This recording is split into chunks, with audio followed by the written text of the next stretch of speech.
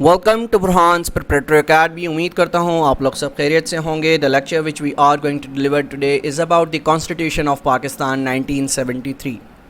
तो दुनिया में जितने भी ममालिक इस वक्त मौजूद हैं तो हर मुल्क के पास एक कॉन्स्टिट्यूशन है। कॉन्स्टिट्यूशन से मुराद एक ज़ाब्ता अखलाक है, ठीक है। वहाँ पर रहने वाले जो लोग हैं वो ज़ाब्ता अखलाक के अकॉर्डिंगली अपनी ज़िंदगी बसर करते हैं। एक मिनट के लिए तसव्वुर कीजिए कि अगर किसी मुल्क के पास कॉन्स्टिट्यूशन मौजूद ना हो तो कितनी बेज़ाब्तगियाँ होंगी, कितने जराइम बढ़ेंगे और कितनी ज़्यादा मुश्किलात पेश आएंगी लॉ एंड ऑर्डर को मेंटेन करने के लिए। तो दुनिया में इस वक्त 193 ममालिक मौजूद हैं। काफ़ी ममालिक ऐसे हैं जिनके पास रिटन कॉन्स्टिट्यूशन है और काफ़ी ममालिक ऐसे हैं जिनके पास अनरिटन कॉन्स्टिट्यूशंस मौजूद हैं। अब पाकिस्तान के पास जो इस वक्त हमारे यहाँ कॉन्स्टिट्यूशन जो कि लागू है वो कहलाता है 1973। तो पाकिस्तान की कॉन्स्टिट्यूशनल तारीख को थोड़ा सा बताता चलूँ तो पाकिस्तान में जो पहला आइन नाफिज किया गया वो 1956 को किया गया, यानी आज़ादी हमें मिलती है 1947 में, हमें पहला आइन मिलता है 1956 के अंदर, दूसरा आइन हमें मिलता है 1962 के अंदर और तीसरा आइन जो कि इस वक्त हमारे मुल्क में लागू है वो 1973 जो कि hमें 1973 में मिलता है। और एक मज़बूत और एक बिल्कुल जिसको हम कहते हैं कि एक उसमें हर चीज़ मौजूद है। और पाकिस्तान का सबसे बेहतरीन इस वक्त जितने भी हमारे यहाँ कॉन्स्टिट्यूशंस आए हैं तो सबसे बेहतरीन कॉन्स्टिट्यूशन इस वक्त जो हमारे यहाँ चल रहा है वो है 1973, ठीक है। इस हवाले से हम आपको पढ़ाएंगे। तो यहाँ पर एक ऐलान भी करना चाहूँगा, जैसा कि आप सब लोग जानते हैं कि लास्ट टाइम FIA की जॉब से रिलेटेड तैयारी हमारे इस YouTube चैनल से करवाई गई। इसी तरह से जॉब्स 2022 में भी FIA ने जॉब्स अनाउंस की हैं। इस हवाले से हमने एक सेशन का आगाज़ करना है जिसका आगाज़ इंशाल्लाह 10 अगस्त 2022 से किया जाएगा।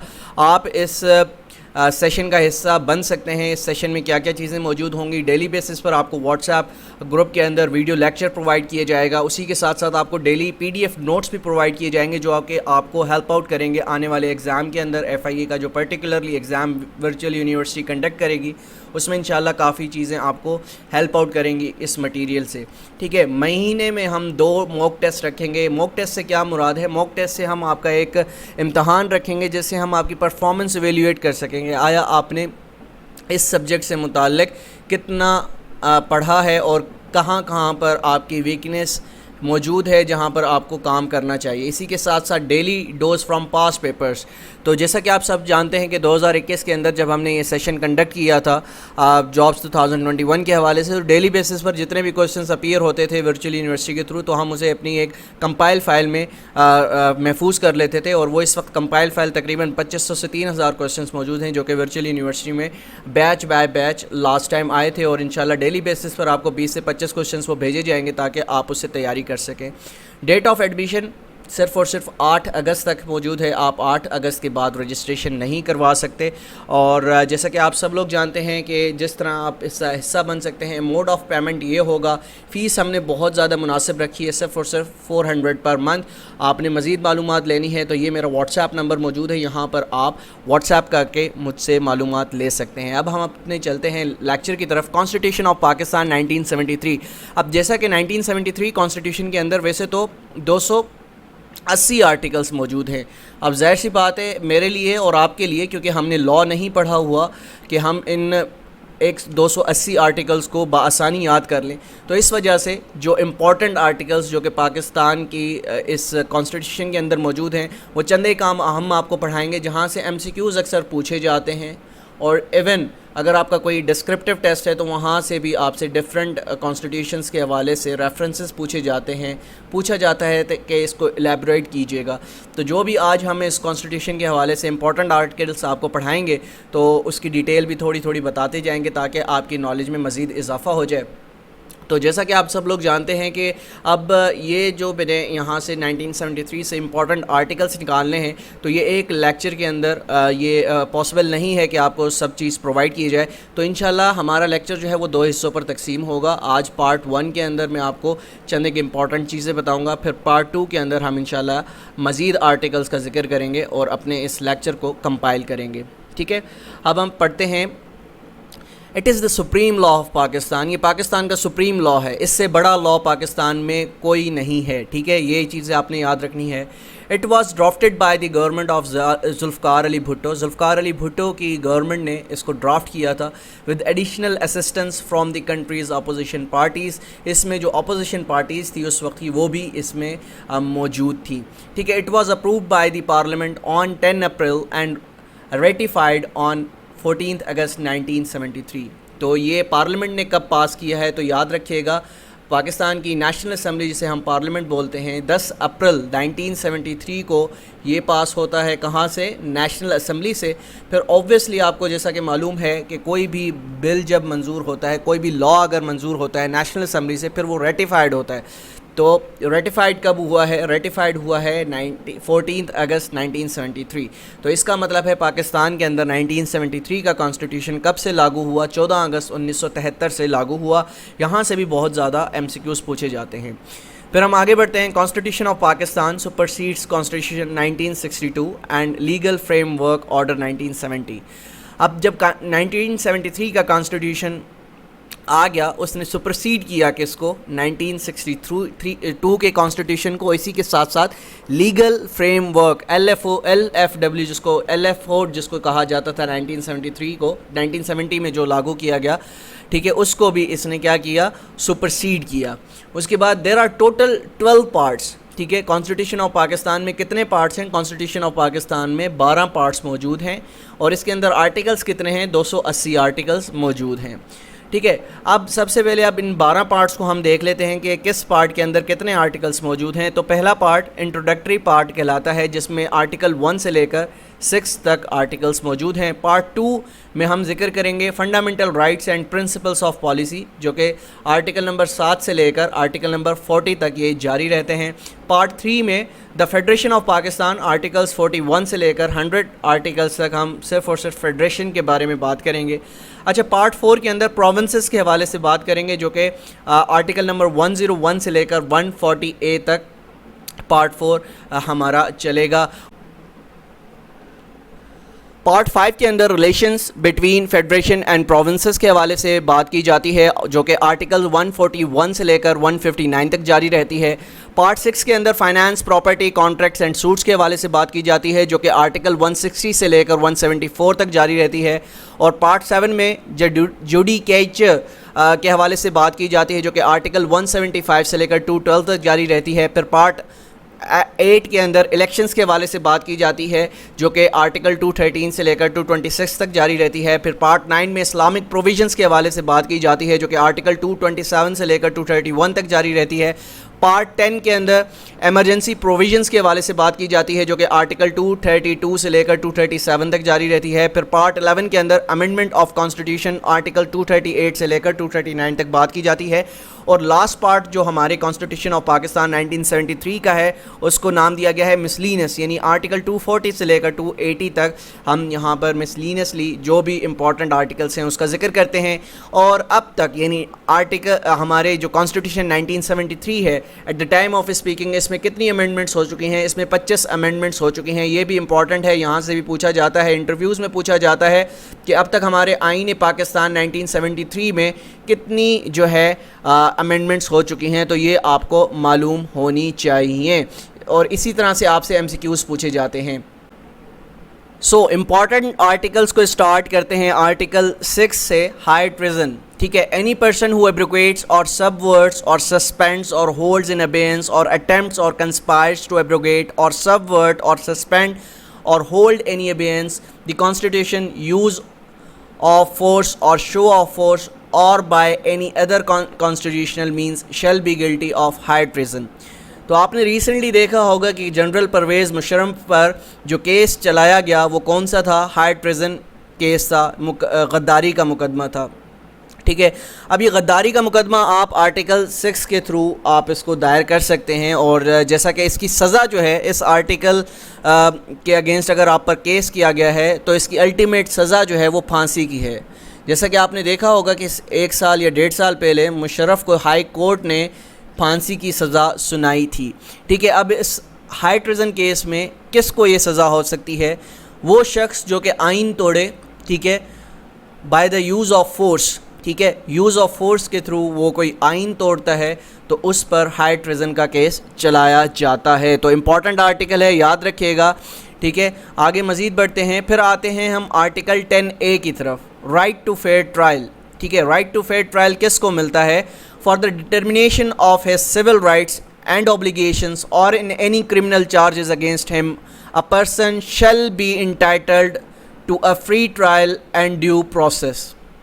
سپوز ایک بندے پر قتل کا جو ہے وہ مقدمہ چلایا جاتا ہے, ٹھیک ہے, ابھی جو ہے وہ قتل ثابت نہیں ہوا, قتل کا مقدمہ چلایا جاتا ہے, اس پر کرمنل چارجز لگائے جاتے ہیں, تو اس شخص کے پاس رائٹ ٹو فیئر ٹرائل کا جو ہے وہ ایک موجود ہے, حق موجود ہے. وہ اپنا وکیل کر سکتا ہے, ٹھیک ہے, وہ اپنا وکیل کر سکتا ہے, اپنے خلاف دیے گئے دلائل کو غلط ثابت کر سکتا ہے, ٹھیک ہے, اس کو رائٹ ٹو فری ٹرائل دیا جائے گا, وہ کورٹ میں اپنا کیس جو ہے وہ اچھے طریقے سے لڑ سکتا ہے. تو آئین کا آرٹیکل 10A اس بات کی اجازت دیتا ہے کہ کسی بھی کرمنل کو آپ اجازت دیں گے کہ وہ اپنا کیس جو ہے وہ لڑے. جیسا کہ آپ کو ایک اور ایگزامپل دوں گا اسی کیس سے متعلق. ہم نے ایک را کا ایجنٹ پکڑا تھا, کلبھوشن یادیو, ٹھیک ہے, کلبھوشن یادیو کو بھی رائٹ ٹو فری ٹرائل دیا گیا. وہاں پر آپ کو یاد ہوگا کہ ان کو وکیل دیا گیا کہ وہ اپنا کیس لڑ سکتے ہیں. تو ہر طرح کی سہولت موجود تھی ان کے لیے کہ وہ اپنے آپ کو جو ہے وہ ثابت کر سکیں کہ ان پر جو چارجز لگائے گئے ہیں وہ غلط ہیں. تو article 10A of constitution of Pakistan 1973 آپ کو یہ اجازت دیتا ہے, ہر ایک کرمنل کو یہ اجازت دیتا ہے کہ وہ اس کے پاس رائٹ ٹو فیئر ٹرائل کا حق موجود ہو. مزید ہم آگے بڑھتے ہیں. Article 11 slavery forced labour ETC prohibited, ٹھیک ہے, غلامی, ٹھیک ہے, فورسڈ لیبر جو ہے وہ اجازت نہیں ہوگی اس کی. آرٹیکل 11(1) کیا کہتا ہے؟ Slavery is non existent and forbidden and no law shall permit or facilitate its introduction into Pakistan in any form. ٹھیک ہے. آرٹیکل 11(B)(2) کیا کہتا ہے؟ all forms of forced labor and traffic in human beings are prohibited. کسی شخص سے بھی آپ فورسڈ لیبر کا کام نہیں لے سکتے. اور بہت امپورٹنٹ 11(3) آرٹیکل 11(3) میں کیا بتایا جاتا ہے, جو کہ اکثر آپ کے ایگزامز میں MCQs میں پوچھا جاتا ہے اور ایون انٹرویوز میں بھی سم ٹائمز آپ سے پوچھا جاتا ہے. تو اس لیکچر کے اندر ہم جتنے بھی آرٹیکل آپ کو بتائیں گے یہ بہت امپورٹنٹ ہیں, یعنی 280 آرٹیکلز میں سے چند ایک امپورٹنٹ آرٹیکلز آپ کو یہاں پر پڑھائے جائیں گے. No child below the age of 14 years, کوئی بچہ جس کی عمر 14 سال سے کم ہے, shall be engaged in any factory or mine or any hazardous employment. ٹھیک ہے, کوئی بھی بچہ جس کی عمر 14 سال سے کم ہے, نہ وہ کسی فیکٹری میں کام کر سکتا ہے, ایک, نہ وہ کسی مائن میں کام کر سکتا ہے, دو, نہ وہ کسی ہیزرڈس امپلائمنٹ میں جو ہے وہ اس کا حصہ بن سکتا ہے. اگر یہ ہوگا تو جو امپلائر ہوگا اس کے اگینسٹ جو ہے وہ مقدمہ دائر کیا جائے گا اکارڈنگ ٹو دی آرٹیکل 11(3) کے مطابق. ٹھیک ہے. مزید ہم آگے بڑھتے ہیں. Article 19 freedom of speech. Freedom of speech, freedom of speech آپ اکثر نیوز میں سنتے ہیں, الیکٹرانک میڈیا میں سنتے ہیں, پریس میں سنتے ہیں کہ فریڈم آف اسپیچ یہاں پر ہمیں بولنے نہیں دیا جا رہا, ہمارے خلاف جو ہے وہ آئین کی خلاف ورزی کی جا رہی ہے, ہم پر رکاوٹیں ڈالی جا رہی ہیں. تو آرٹیکل 19 کہتا کیا ہے؟ آرٹیکل 19 ہے فریڈم آف اسپیچ کے حوالے سے. اب اس کو غور سے پڑھ لیجئے گا, پھر آپ کو اس آرٹیکل کے حوالے سے اگر کسی ڈسکشن میں دوست سے ڈسکشن ہو رہی ہو یا اسکول کالجز میں ڈسکشن ہو رہی ہو تو آپ اس قابل ہوں گے کہ آپ اس پر بول سکتے ہیں. تو فریڈم آف اسپیچ ہے کیا؟ آرٹیکل 19 کیا کہتا ہے؟ Every citizen shall have the right to freedom of speech and expression. Every citizen سے کیا مراد ہے؟ پاکستان کا سٹیزن, اس کے پاس رائٹ ہے کہ وہ کھل کر بول سکے, ایکسپریشن کا اظہار کر سکے. And there shall be freedom of press. یہاں پر بھی پرٹیکولرلی بتایا گیا کہ جو پریس ہے پاکستان کی اس کے پاس بھی فریڈم آف اسپیچ ہوگی, لیکن اس کو subjected to what? Subjected to any reasonable restriction imposed by law in the interest of glory of Islam or integrity. Suppose پہلی چیز یہاں پر بتائی گئی کہ کوئی بھی ایسی چیز جو کہ اسلام کی گلوری کے اگینسٹ ہو اس پر آپ بات نہیں کر سکتے. ٹھیک ہے. پہلی پابندی آپ پر یہاں لگ گئی ہے، ٹھیک ہے۔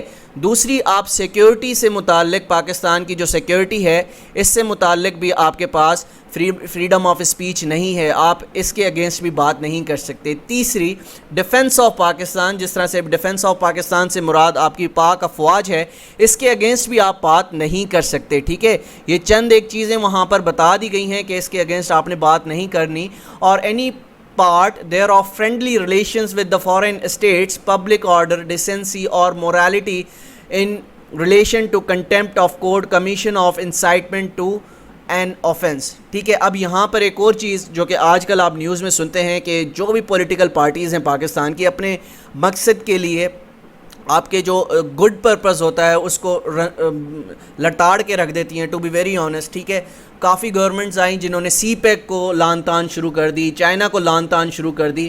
کیا یہ بات ٹھیک ہے؟ بالکل ٹھیک نہیں ہے۔ چائنا کون ہے؟ چائنا آپ کا فرینڈلی ریلیشنس ہیں اس کے ساتھ، ٹھیک ہے۔ تو آپ نے کیا کیا؟ آپ نے آرٹیکل 19 کی خلاف ورزی کی، ٹھیک ہے۔ آرٹیکل 19 کی خلاف ورزی میں یہ بھی شامل ہے کہ فریڈم آف اسپیچ بھی آپ صرف اور صرف آپ کو لمٹ کر دیا گیا ہے کہ آپ ان چیزوں کے اندر آپ فریڈم آف اسپیچ کا اظہار کر سکتے ہیں، لیکن چند ایک چیزیں آپ وہاں پر فریڈم آف اسپیچ کا اظہار نہیں کر سکتے۔ تو یہاں پر پولیٹیکل پارٹیز اپنے مقصد کے لیے جو ہمارے جو فرینڈلی اسٹیٹس ہیں، ہمارے جو نیبرہڈ بہت اچھے ان کے ساتھ تعلقات ہیں ان ممالک کے ساتھ، ہم ان پر بھی پولیٹیکل اسکورنگ کے لیے ہم ان پر بھی بات کرتے ہیں، جو کہ آئین کے آرٹیکل 19 کی خلاف ورزی ہے، ٹھیک ہے۔ امید کرتا ہوں یہ چیزیں آپ کو سمجھ آ رہی ہوں گی۔ میں کوشش کر رہا ہوں کہ آسان سے آسان لفظوں میں آپ کو یہ آئین سمجھایا جائے۔ پھر ہم بات کرتے ہیں article 19A، right to information. اب رائٹ ٹو انفارمیشن یعنی میں اگر سٹیزن آف پاکستان ہوں تو میرے پاس کن کن چیزوں کا اختیار ہے کہ میرے پاس وہ مجھے ایکسیس ہوگا کہ میں وہ انفارمیشن حاصل کر سکوں۔ تو آئین کا آرٹیکل 19A وہ مجھے بتاتا ہے every citizen shall have the right to have access to information in all matters public importance. Public importance سے ریلیٹڈ جتنے بھی میٹرز ہوں گے مجھے یہ رائٹ ٹو ایکسیس ہوگا کہ میں اس کے حوالے سے میرے پاس انفارمیشن موجود ہو۔ لیکن یہاں پر بھی بتا دیا گیا ہے subjected to regulation and reasonable restriction imposed by لا۔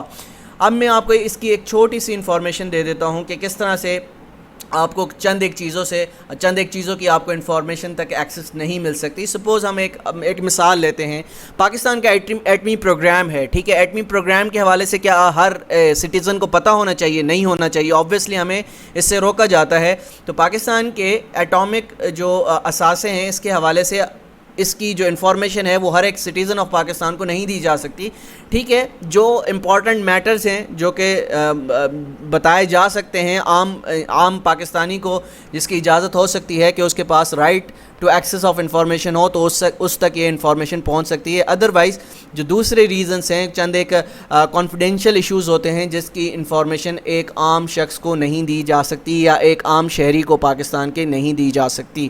ہم مزید آگے بڑھتے ہیں، آرٹیکل 25 کے حوالے سے پڑھ لیتے ہیں، ایکوالٹی آف سٹیزنس، ٹھیک ہے۔ اب یہ بھی بہت امپورٹنٹ آرٹیکل ہے، سم ٹائمز بہت سے ایگزامس میں MCQs کے حوالے سے پوچھا جا چکا ہے کہ آرٹیکل ایکوالٹی آف سٹیزنس آئین کے کس آرٹیکل میں موجود ہے۔ تو article 25 relates to what? Relates to equality of citizens. All citizens are equal before law. چاہے وہ وزیر اعظم ہے، چاہے صدر ہے، چاہے میں ہوں، آپ ہو، ہم سب کے سب کیا ہیں؟ all citizens are equal before law. law کے نیچے ہم سب لوگ آتے ہیں، ٹھیک ہے، and are entitled to equal protection of law، ٹھیک ہے۔ تو پھر دوسرا آرٹیکل 25(2) کیا کہتا ہے؟ آرٹیکل 25(2) کہتا ہے there shall be no discrimination on the basis of sex، ٹھیک ہے۔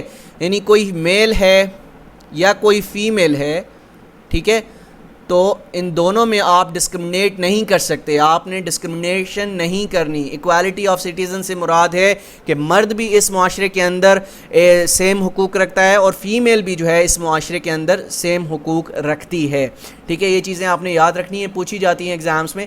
آرٹیکل 25(3) کیا کہتا ہے؟ Nothing this article shall prevent the state from making any special provision for protection of women and children۔ یعنی اسٹیٹ کو اس article کے اندر نہیں روکا جا سکتا کہ وہ مزید اس میں اسپیشل پروویژنس لائے پروٹیکشن کے لیے وومن اور چلڈرن کے. ٹھیک ہے, اس کے بعد ہم بڑھتے ہیں آگے. آرٹیکل 25A کیا کہتا ہے؟ Right to education. یہ بھی بہت امپورٹنٹ آرٹیکل ہے, ایم سی کیوز یہاں سے بھی بہت زیادہ پوچھے جاتے ہیں. اب یہاں پر دو چیزیں آپ نے امپورٹنٹ یاد رکھنی ہیں. ٹھیک ہے, the state shall provide free and compulsory education to all children of the age of 5 to 16 years. ٹھیک ہے, اب آرٹیکل 25A کہتا ہے کہ ہر بچے کو اسٹیٹ پرووائڈ کرے گا. کون پرووائڈ کرے گا؟ State shall provide. ہمارا پاکستان کا اگر آپ مثال لے لیں, ہم اب کانسٹیٹیوشن آف 1973 میں کیا کہتا ہے کہ state shall provide free and compulsory education to all children of the age of 5 to 16 years in such a manner as may be determined by law. ٹھیک ہے, as may be determined by law, جو بھی آئین کے حوالے سے جو بتایا گیا ہے کہ at the age of 5 to 16 years, یعنی 5 سال سے لے کر 16 سال کی عمر تک جو ایجوکیشن ہے, بیسک ایجوکیشن ہے, کمپلسری ایجوکیشن ہے, وہ کس کا کام ہے دینا؟ اسٹیٹ کا کام ہے. اب یہاں پر ایک اور چیز آپ کو بتاتا چلوں کہ ہمارے ہاں پاکستان میں جو اسٹیٹ اسکولس ہیں, جسے ہم کہا جاتا ہے گورنمنٹ اسکولس ہیں, آبویسلی وہ فیسز آپ سے نہیں لے رہے, آپ کو پڑھا رہے ہیں, لیکن وہاں پر تعلیم کیسی دی جا رہی ہے؟ ٹو بی ویری آنیسٹ, اس پر چیک اینڈ بیلنس ہے ہی نہیں. وہاں پر ٹیچرس آتے نہیں ہیں, ٹیچرس پڑھاتے نہیں ہیں. تو اسٹیٹ کو اس بارے میں بھی تو سوچنا چاہیے نا کہ ان کو پابند بنانا چاہیے, کیونکہ آئین کے آرٹیکل 25A نے بتا دیا کہ ہر بچے کو رائٹ ٹو ایجوکیشن ہے, کمپلسری آپ اس کو ایجوکیشن دیں گے. تو اس کا یہ تو مطلب نہیں ہوا کہ ہم نے ایک بلڈنگ بنا دی ہے. ٹھیک ہے, ہم نے آئین کے آرٹیکل 25A کی جو اس میں کہا گیا ہے وہ پورا کر دیا, بلڈنگ بنا دی ہے, اب آپ اس میں جائیں, بیٹھیں اور واپس آ جائیں. تو اسٹیٹ کو یہ بھی چاہیے کہ کچھ میکینزم بنائے, جو ٹیچرز وہاں پر جا رہے ہیں ٹیچر سے پوچھا جائے کہ آیا آپ پڑھاتے بھی ہیں, نہیں پڑھاتے, کیوں نہیں پڑھا رہے. جو رائٹ ٹو ایجوکیشن ہے وہ ملنا چاہیے اور پراپر ملنا چاہیے. جو ایک بچہ سرکاری اسکول میں پڑھ رہا ہے اور ایک پرائیویٹ اسکول میں پڑھ رہا ہے, دونوں میں زمین آسمان کا آج تک فرق کیوں ہے؟ ہم نے اپنے آپ سے کبھی تک نہیں پوچھا. ٹھیک ہے, آرٹیکل 34 کیا کہتا ہے؟ Full participation of women in national life.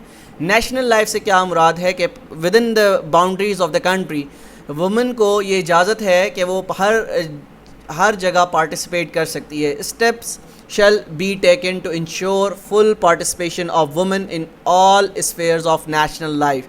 ٹھیک ہے, وومن کو آپ نہیں روک سکتے کہیں پر پارٹیسپیشن سے. ٹھیک ہے, جیسا کہ ہم نے پیچھے بتایا کہ ہر ایک سٹیزن کو ایکول رائٹس دیے گئے ہیں, ڈسکرمنیشن نہیں کرنی سیکس کی بنیاد پر. تو آپ کو کیا ہے, یہاں پر وومن کو بھی سیم رائٹس ملیں گے اور مین کو بھی سیم رائٹس ملیں گے. تو آرٹیکل 34 کہتا ہے کہ full participation of women in national life. ٹھیک ہے, آرٹیکل 36 پروٹیکشن آف مائنورٹیز. ٹھیک ہے, قائد اعظم کی اگست 11 1947 کی اگر آپ اسپیچ اٹھا کر دیکھ لیں تو قائد اعظم نے 11 اگست 1947 کو کیا کہا؟ 11 اگست 1947 کو قائد اعظم محمد علی جناح نے ایک اسپیچ میں بتایا کہ یہ ملک ہم نے صرف مسلمانوں کے لیے نہیں بنایا, یہ ملک ہر ایک کا ملک ہے, یہ مائنورٹیز کا بھی اسی طرح سے ملک ہے. مسلمان کو بھی اجازت ہے وہ کو مسجد میں جا کے نماز پڑھے, ایک ہندو کو بھی اجازت ہے کہ وہ اپنے مندر میں جا کے عبادت کرے, ہر ایک کرسچن کو اجازت ہے کہ وہ اپنے گرجا گھر میں جا کر عبادت کرے. تو آئین کا آرٹیکل 36 کیا کہتا ہے؟ آئین کا آرٹیکل 36 کہتا ہے protection of minorities. The state shall safeguard the legitimate rights and interest of minorities including their due representation in the federal and provincial services.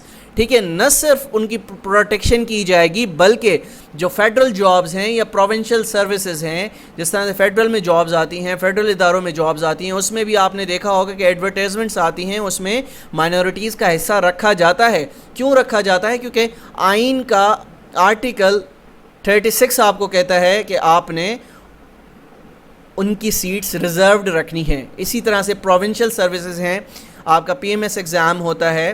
ٹھیک ہے, پروونشل بیس پر جتنی بھی جابز آتی ہیں تو اس کے اندر بھی آپ مائنورٹیز کے حوالے سے کچھ جگہ رکھتے ہیں, کچھ ویکنسیز رکھتے ہیں, ادروائز آپ خلاف ورزی کریں گے آرٹیکل 36 کی.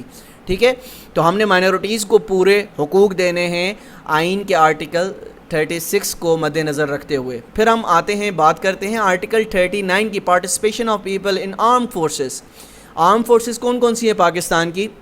Pakistan army, Pakistan air force, Pakistan navy, police, یہ ساری کی ساری آپ کی آرمڈ فورسز ہیں. تو آرٹیکل 39 کیا کہتا ہے؟ آرٹیکل 39 کہتا ہے participation of people in arm forces. The state shall enable people from all parts of Pakistan to participate in the armed forces of Pakistan.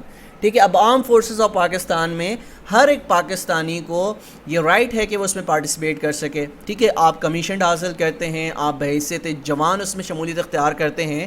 آپ نے دیکھا ہوگا کہ پراپر ایک سسٹم ہے, آپ کا ایڈ اناؤنس کیا جاتا ہے پاکستان آرمی نیوی کے اکارڈنگلی کہ آپ اس میں جاتے ہیں. ابھی تو مائنورٹیز کے حوالے سے بھی میں نے دیکھا ہے کہ پاکستان آرمی میں بھی اس وقت سکھ بھی سرو کر رہے ہیں, ہندوز بھی سرو کر رہے ہیں, کرسچن بھی سرو کر رہے ہیں. تو یہ ہے آرٹیکل 39 کا عکس, participation of people in arm forces. ٹھیک ہے, تو یہ چیزیں آپ نے یاد رکھنی ہیں. مزید آگے بڑھتے ہیں, اب ہم پریزیڈنٹ کے حوالے سے بات کرتے ہیں. پاکستان کے پریزیڈنٹ, آرٹیکل 41 کس کے حوالے سے ڈسکس کرتا ہے؟ آئین کا جو آرٹیکل 41 ہے وہ ہمیں پریزیڈنٹ کے حوالے سے بتاتا ہے. There shall be a president of Pakistan who shall be the head of the state and shall represent the unity of the republic. کس کو ریپرزینٹ کرے گا؟ یونٹی آف دی ریپبلک کو پریزنٹ کرے گا. اور کیا کہلائے گا؟ ہیڈ آف دا اسٹیٹ کہلائے گا. یہ یاد رکھیے گا, جو پریزیڈنٹ آف پاکستان ہے وہ کیا کہلائے گا؟ ہیڈ آف دا اسٹیٹ کہلائے گا. ٹھیک ہے, آرٹیکل 41 کا 1 کیا کہتا ہے؟ There shall be a president of Pakistan who shall be the head of the state and shall represent the unity and of the republic. اب یہاں سے پوچھا بھی جاتا ہے کہ who is the head of the state of Pakistan. نیچے options موجود ہوتے ہیں, prime ministers, president, C M وغیرہ وغیرہ. ٹھیک ہے, آپ کا آنسر کیا ہونا چاہیے؟ آپ کا آنسر ہونا چاہیے president is the head of state of Pakistan. ٹھیک ہے, اور جو پریزیڈنٹ ہے یہ آپ کا سپریم کمانڈر بھی ہوتا ہے پاکستان آرم فورسز کا. اچھا, آرٹیکل 41(2) کیا کہتا ہے؟ A person shall not be qualified for election as president unless he is a Muslim. اب جو یہ شرط ہے یہ صرف اور صرف کس کے لیے ہے؟ یہ شرط صرف اور صرف پریزیڈنٹ کے لیے ہے. ٹھیک ہے, اگر میں پی ایم کی بات کروں, پرائم منسٹر میں بی اے نان مسلم. ٹھیک ہے, پرائم منسٹر میں بی اے نان مسلم, لیکن پریزیڈنٹ جو ہے وہ مسٹ مسلم ہوگا, یعنی مسلمان ہی پریزیڈنٹ بن سکتا ہے. Of not less than 45 years. 45 years سے اگر ایج کم ہے تو کوئی پریزیڈنٹ نہیں بن سکتا. ٹھیک ہے, سپوز اگر کسی کی ایج 40 سال ہے تو وہ پریزیڈنٹ نہیں بن سکتا. ٹھیک ہے, کیا ایج لمٹ بتائی گئی ہے پریزیڈنٹ بننے کے لیے؟ آپ کی ایج جو ہے وہ 45 ہونی چاہیے. And is qualified to be elected as a member of the national assembly.